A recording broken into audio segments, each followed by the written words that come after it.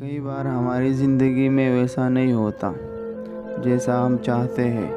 چیزیں ہماری مرضی کے خلاف ہوتی ہے، ہماری امیدیں ٹوٹ جاتی ہیں، ہماری خواہشیں پوری نہیں ہوتی، ہمیں وہ نہیں ملتا جس کو پانے کے لیے ہم کوشش کر رہے ہوتے ہیں۔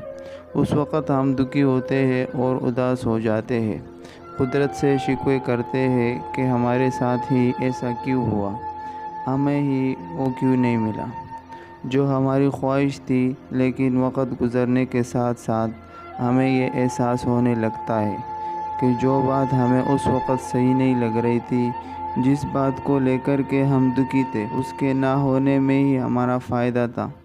اس وقت جو ہوا صحیح ہوا تھا۔ کل جس کام کے نہ ہونے پر ہم دکھی تھے، آج اس کے نہ ہونے پر ہی ہم اپنے رب کے شکر گزار ہیں۔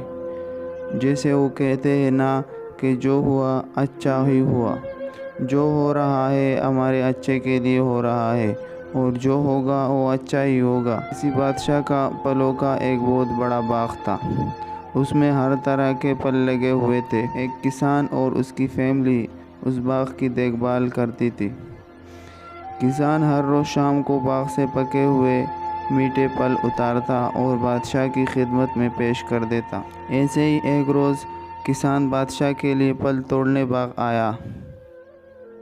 باغ میں بے شمار پھل لگے ہوئے تھے، ہر طرح کے پھل تھے، سیب، انگور، ناریل، امرود، آم، سبھی پھل پکے ہوئے اور میٹھے تھے۔ کسان سوچ رہا تھا کہ آج کیا لے کر جاؤں۔ کبھی کسی پھل پر اس کی نظر جاتی اور کبھی کسی پھل پر۔ آخر اس نے خوبصورت اور میٹھے انگور اتارے اور ٹوکری میں ڈال کر محل کی طرف روانہ ہو گیا۔ راستے میں اسے خیال آتا جا رہا تھا کہ وہ صرف انگور ہی لے کر جا رہا ہے، اگر وہ تھوڑے سیب، امرود بھی ڈال لیتا، ناریل بھی ڈال لیتا تو بادشاہ زیادہ خوش ہوتا۔ وہ سوچ رہا تھا اور پچھتا رہا تھا۔ اسے اپنے اوپر افسوس بھی ہو رہا تھا کہ اس نے ایک ہی پھل کیوں لیا۔ یہی سوچتے سوچتے وہ محل تک پہنچ گیا۔ اس نے انگور کا ٹوکرا بادشاہ کے سامنے ٹیبل پر رکھا اور کچھ دور جا کر بیٹھ گیا۔ بادشاہ اپنے ہی خیالوں میں کھویا ہوا تھا۔ شاید وہ کسی ریاست کے کسی معاملے بارے سوچ رہا تھا یا کسی وجہ سے وہ پریشان تھا۔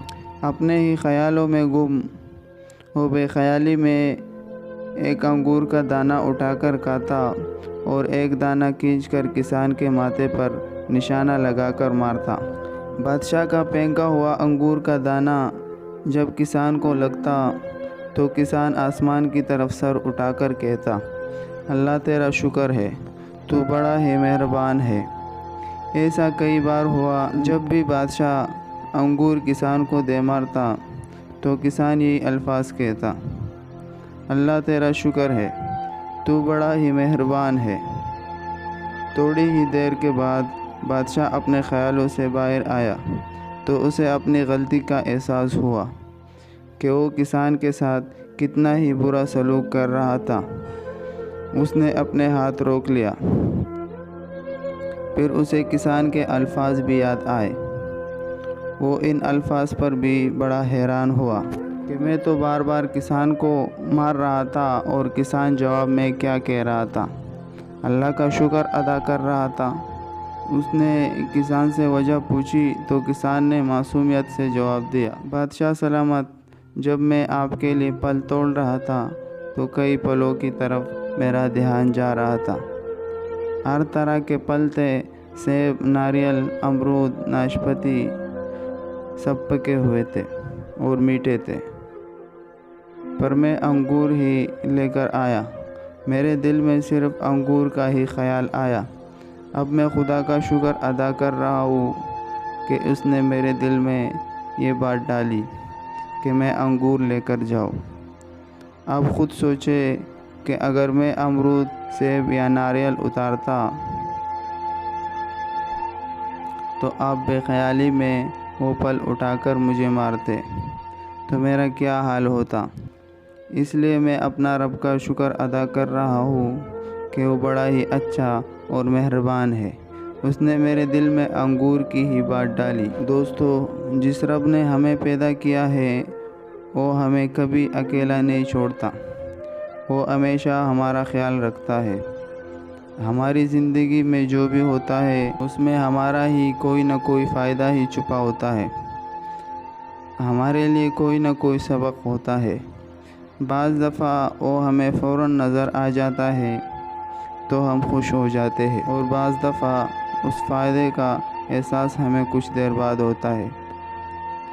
ہم کبھی آرام سے بیٹھ کر سوچے تو ہمیں احساس ہوگا کہ یہ ہماری زندگی میں آنے والی مشکلیں ہی تھیں جنہوں نے ہمیں مضبوط بنایا، اور آج ہم کامیاب ہیں۔ یہ ہماری زندگی میں آنے والا مشکل وقت ہی تھا جس نے ہمیں اچھے برے کا پہچان کرائی، اور آج ہم لوگوں کو پہچاننے کے قابل ہے۔